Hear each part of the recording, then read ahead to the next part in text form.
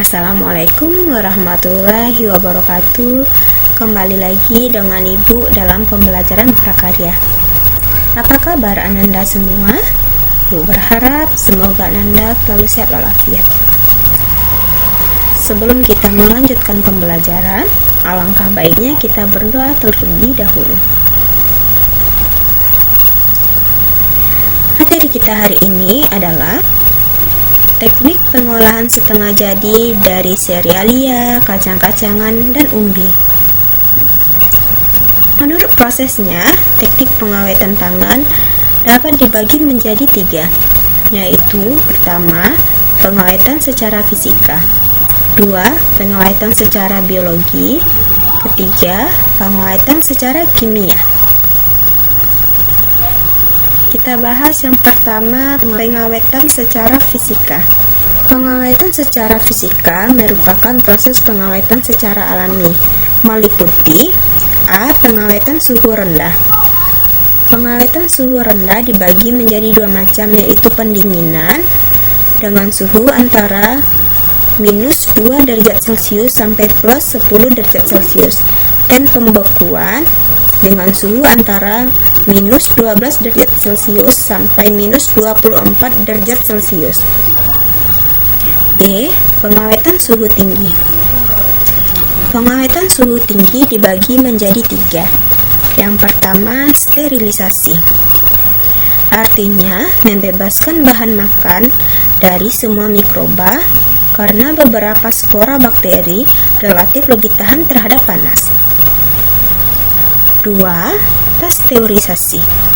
Artinya suatu proses pemanasan bahan pangan pada suhu di bawah titik didih, yaitu di bawah 100 derajat Celcius.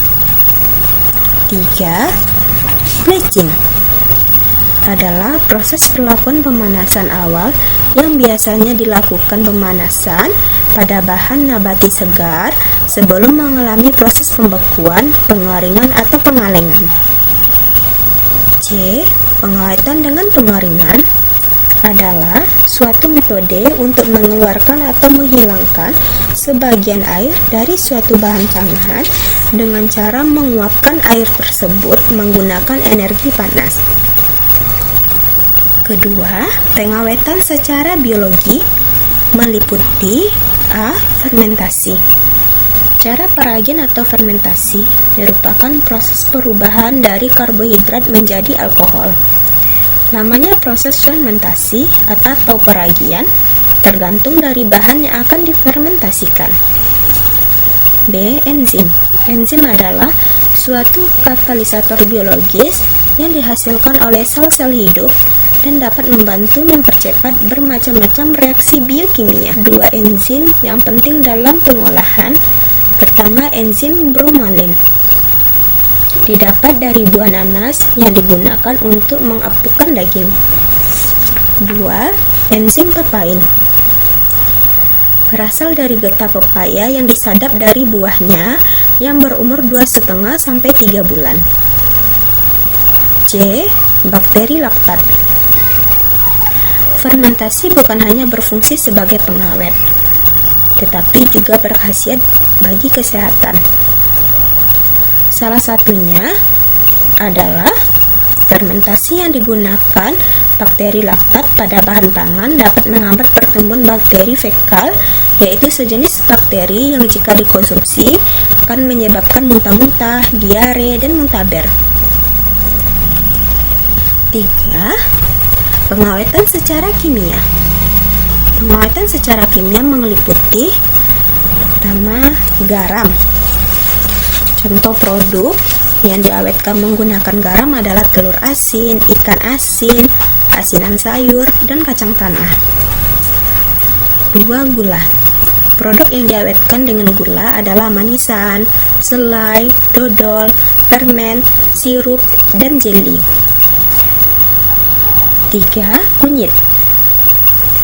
Kunyit dapat digunakan sebagai pengawet makanan karena berfungsi sebagai antibiotik, antioksidan, antibakteri, anti radang, dan anti kanker. 4. Bawang putih. Selain sebagai bumbu dapur, bawang putih sangat efektif sebagai pengawet.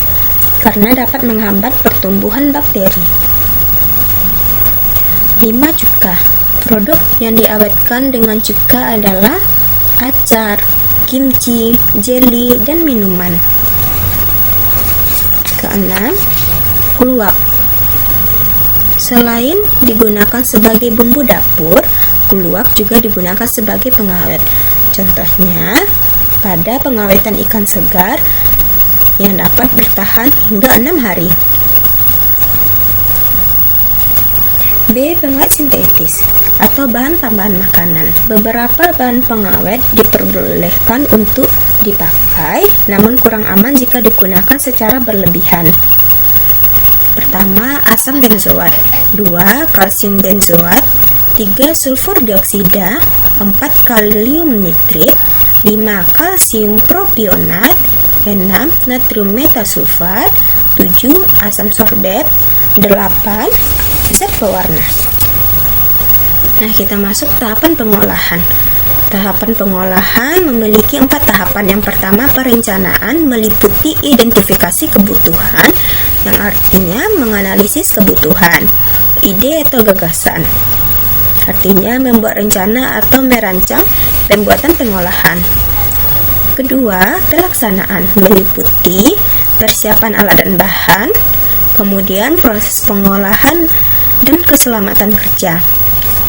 Ketiga, penyajian dan pengemasan, meliputi menentukan alat hidang atau wadah penyajian dan wadah kemasan.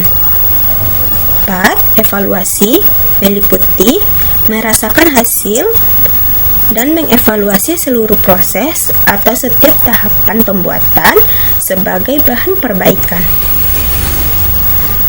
Baiklah Ananda, sampai di sini dulu pembelajaran prakarya kita pada hari ini. Jangan lupa untuk selalu berdoa dan bersyukur ya Ananda. Ibu cukupkan sampai di sini. Sampai bertemu pada pembelajaran berikutnya. Wassalamualaikum warahmatullahi wabarakatuh.